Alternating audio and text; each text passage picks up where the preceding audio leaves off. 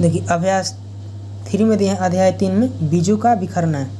इस चैप्टर में हमने बीज के बारे में जाना है कि जो पौधे का जो बीज होता है वह कैसे पौधे अंकुरित होते हैं तथा कैसे पौधे बढ़ते हैं तथा जहाँ जहाँ भी पौधे उगते हैं वह किस कारण उगते हैं। ठीक है, उसी के बारे में हमें पढ़ना है।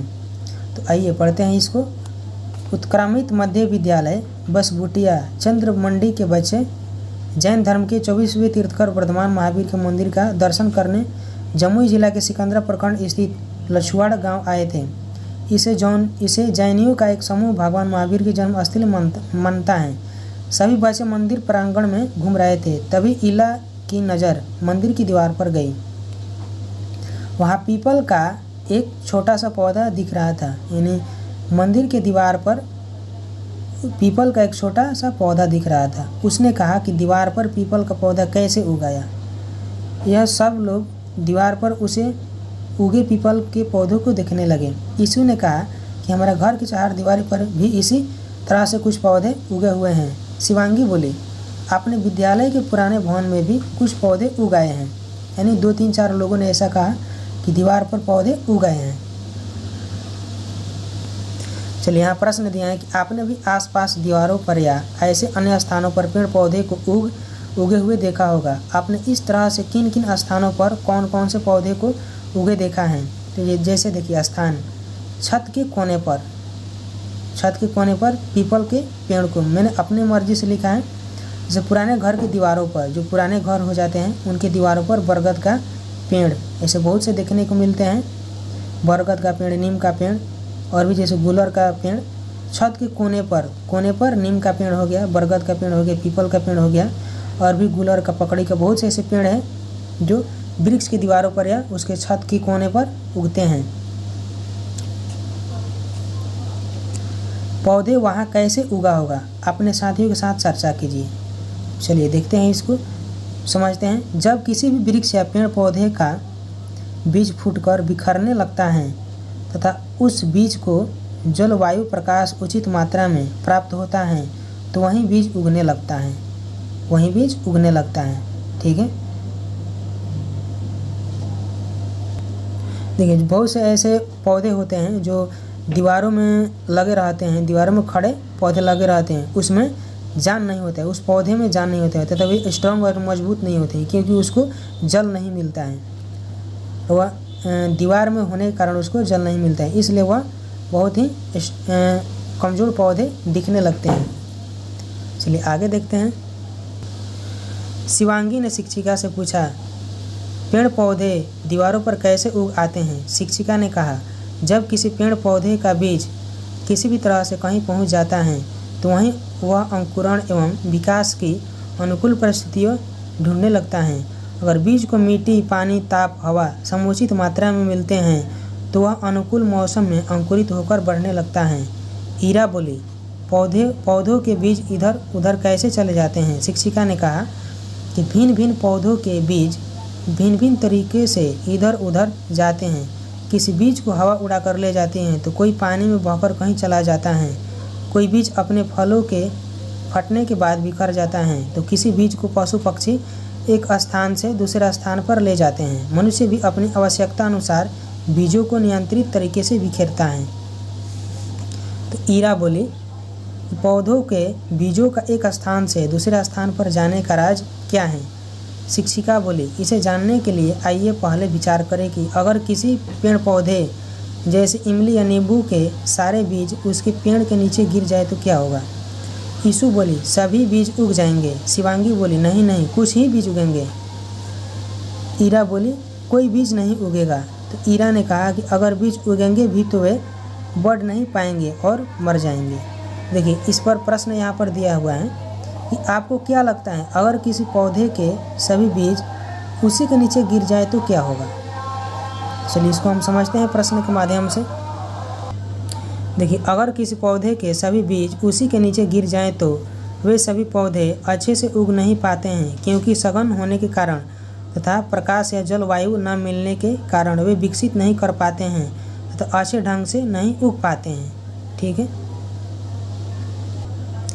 शिक्षिका, बच्चों आप सभी ने बहुत बढ़िया उत्तर दिए हैं। पेड़ पौधे तभी वृद्धि कर पाते हैं जब उन्हें पर्याप्त स्थान, हवा, पानी, मिट्टी और सूरज का प्रकाश आदि मिलता है। पौधे के बीजों को ये सब आसानी से उपलब्ध हो सके, इसलिए वे अपने मातृ पौधे से बिखरकर दूर दूर चले जाते हैं। इससे पेड़ पौधे की प्रजाति सुरक्षित रहती हैं, उनका विस्तार होता है। बीजों को एक साथ एक स्थान से दूसरे स्थान तक जाने को बीजों का बिखरना कहा जाता है। ईशु दीदी, बीजों को बिखरने के बारे में हमें विस्तार से बताइए। तरह तरह से बिखरते बीज। शिक्षिका ने कहा कि बीज अपनी संरचना के आधार पर अपने बिखरने का माध्यम चुनते हैं। आओ समझें कि किस तरह के बीज अपने बिखरने हेतु कौन से माध्यम का उपयोग करते हैं। जैसे चटक कर बिखरने वाले बीज। कुछ पौधों के बीज सरसों के दाने की तरह छोटे छोटे और गोलाकार होते हैं। वे फलियों के सूखकर फटने के बाद बिखर जाते हैं। हरसिंगार या गुलमेहंदी के बीज फटकर या चटककर बिखरते हैं। जैसे देखिए प्रश्न में देखते हैं, यहाँ पे प्रश्न में दिया है कि आप भी अपने आसपास जाकर ऐसे पौधों को खोजकर उनके नाम लिखिए जिनके बीज फलों से के सूखकर फटने से बिखर जाते हैं। तो जैसे कपास होते हैं, कपास को जब हम छूते हैं तो उससे फटकर उसमें से कपास यानी रुई निकलने लगता है और वह बिखरने लगता है। जैसे अकवन हुआ, उसको भी जब सूख जाने पर जब हम छूते हैं तो आपने देखा होगा उसमें से भी रुई निकलने लगते हैं। मूंग, जैसे मूंग के दाने हो गए, उसको जब हम छूते हैं तो पक जाने के कारण अपने आप ही फूट जाता है। उड़द हो गया, पलाश के बीज हो गया, ये सब क्या है, सूखकर फटने वाले और बिखरने वाले बीज हैं। क्या कोई ऐसा भी पौधा है जिसके सूखे फल आपके हाथ से सटते ही फट जाते हैं और उनके बीज बिखर जाते हैं? तो हाँ, अकवन हो गया, कपास, गुलमेहंदी, सरसों, उड़द, मूंग इत्यादि। हवा में उड़ने वाले बीज। कुछ बीज बहुत हल्के फुल्के होते हैं, उनके चारों ओर रुएं होते हैं या पंख की तरह पतली झिल्ली होती है। ये हवा में उड़कर दूर दूर पहुंच जाते हैं।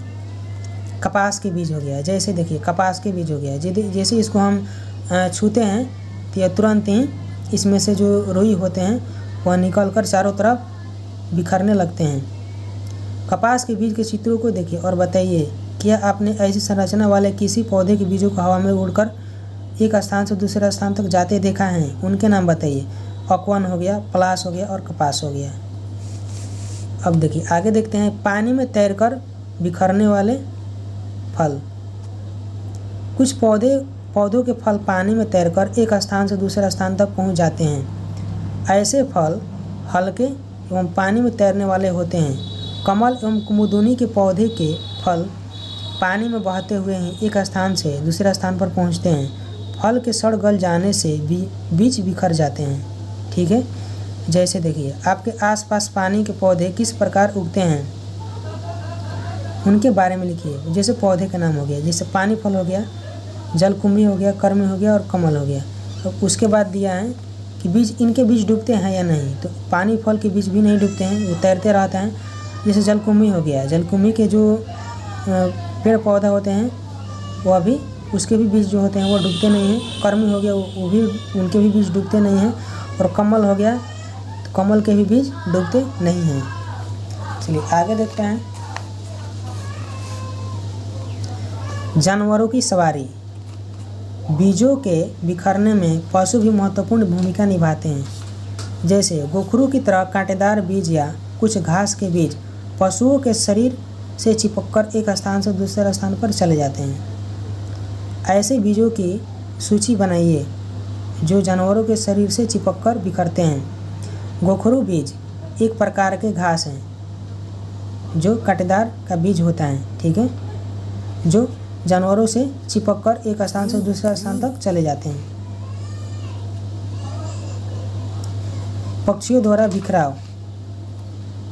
कुछ पौधे के बीज चिपचिपे होते हैं। जब पक्षी इनके फलों को खाते हैं तब ये बीज उनकी चोंच पर चिपक जाते हैं। पक्षी जब किसी अन्य जगह पर जाकर चोंच से बीज को छुड़ाते हैं तो ये बीज नई जगह पर पहुंच जाते हैं। लसोड़ा के बीज को छूकर देखिए, जिनका बिखरना पक्षियों के द्वारा होता है। कई फल ऐसे होते हैं जिनके पक्षी बीज सहित खा जाते हैं। फल तो उनके पेट में पच जाते हैं किंतु बीज नहीं पच पाते हैं और यही बीज जो है ये मल के साथ ही बीज बाहर निकल आते हैं। ये जहाँ भी गिरते हैं वहीं अनुकूल परिस्थितियों में अंकुरित होने लगते हैं। जैसे देखिए यहाँ पे दर्शाया गया है। पीपल का हो गया, बरगद का, अमरूद का। जैसे पक्षी खाते हैं तो ये बीज जो हैं यह पचते नहीं हैं और यह उसके मल के रास्ते या गिरने के पश्चात फिर से यह अंकुरित होने लगते हैं और पौधे के रूप धारण करने लगते हैं। जैसे यहाँ देखिए, बीजों का बिखरना न केवल पौधों की प्रजातियों को हजारों वर्षों से बचाकर रखने में सहायक रहा है, बल्कि इससे अलग अलग जगहों पर रहने वाले मनुष्यों को भी उपयोगी फल फूल वाले पौधे मिलते रहते हैं। प्रकृति भी बीजों के बिखरने में सहायता पहुँचाती है तथा उनके बिखरने हेतु बीजों में उपयुक्त अनुकूलता भी उत्पन्न करती हैं। देखिए, यहाँ तक हमारा चैप्टर था जो समाप्त हो गया।